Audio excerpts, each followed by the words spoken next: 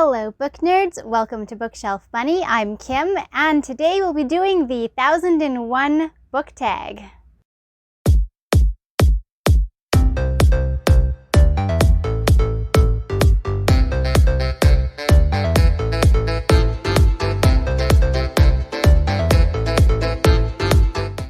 Hey guys, so I was tagged by Jess over at Jess the Book Freak for this fabulous tag, and I'm just gonna jump right on into it. So our first question is, do you follow any book lists? It can be a prize list or challenge, like the Rory Gilmore challenge. No, I don't follow any book lists. I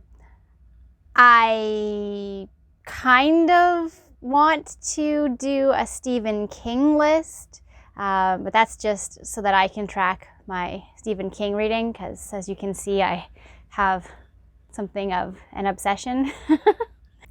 1001 books. Approximately how many physical books do you currently own? How many ebooks? So I use the Bookshelf app to track my books so that I don't buy duplicates.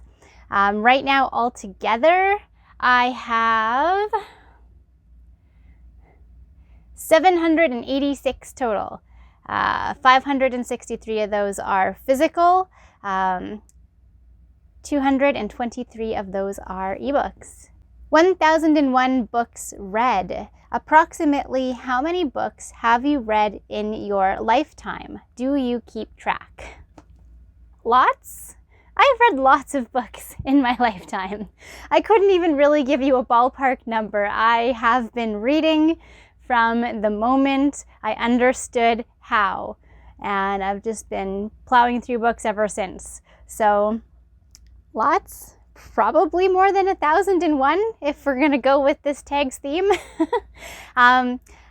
When I joined Goodreads a few years ago, I started plugging in some of the books that I know I did read, and since then I've tracked all my books through Goodreads. So I kind of track them now, but I never did before.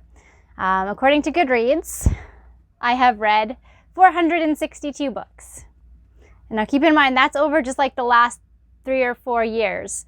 So over a lifetime, more than 1001, I'm sure. 1001 Arabian Nights. Have you read any stories from the Arabian Nights? Do you have a favorite? If you haven't read it, do you want to? I haven't read it. I do own a copy. My husband has read it, and he's kind of told me some of the stories that he's come across in there, and I think one of them was something about a lady who needs to tell stories in order to stay alive, and that sounds cool. So yeah, I would definitely like to read 1001 Nights one of these days. 1001 flavors. Do you have a favorite food or flavor? Salty. That's my favorite flavor. I love potato chips. They are my weakness. They are my weakness. I can sit down and eat all the chips and not even realize I finished a bag. It's pretty bad, guys. It's pretty bad. 1001 pages. Have you read a book that is over 1001 pages? Is there one you recommend and is worth the time? What is the longest book you have read? I have read books over 1001 pages. Off the top of my head, they're all Stephen King books. Under the Dome, It by Stephen King. I would recommend both of these. They're very good. Under the Dome is nothing like the miniseries. It kind of starts off like the miniseries, or I should say the miniseries starts off like It. But the book is different. It's so good. Read the book. Read It also. Those are probably my 2 favorite recommendations. As for the longest book I've read, I don't actually know. I've read a lot of long books. A lot of long books. 1001 buckets. Do you have a bookish bucket list? What is one thing on the list? I don't really have a bookish bucket list. Oh, no, that's a lie. I do. My bookish bucket list would probably be to have a room in my house that has bookshelves. And I'm not talking like a giant room. Maybe if I ever owned an actual house, it would be like the basement or the attic or even just a spare room. I mean, I do have a spare room, but it's tiny. There's no room in my spare room for my dream. But my dream would be to have bookshelves along the walls and maybe an aviary, a small aviary for my zebra finches to have lots of room to play and sing and chirp. And maybe I'd add a couple more finches. I like finches, not just bunnies. I also like birds. So that's sort of my bookish bucket list, I suppose. As far as bucket lists in general for like life, I don't really have one of those either, but if I did, it would include traveling to Japan for the sole purpose of going to Bunny Island. And if you're not familiar, there is an island in Japan that is literally overrun with rabbits, and you can go and purchase some greens and just hang out with tons and tons of rabbits, and they like crawl all over you. And yeah, I want to do that. 1001 numbers. Do you have a lucky number, and is there a story behind it? I do. My lucky number is 17, and don't worry, I'm not gonna like share any personal information. You're not gonna like be able to use this against me to try to hack my passwords or anything. I don't use it in anything. But it is my favorite number, and I'll tell you why. I was born on October 17. My husband is also born on a 17, and we were married on December 17. So that's why it is my favorite / lucky number. It's just the number of my life, apparently. And it's funny, actually, because Jess the Book Freak, who tagged me in this, her number's also 17. It's like fate that we're book friends. 1001 authors. Do you have a favorite author and or genre?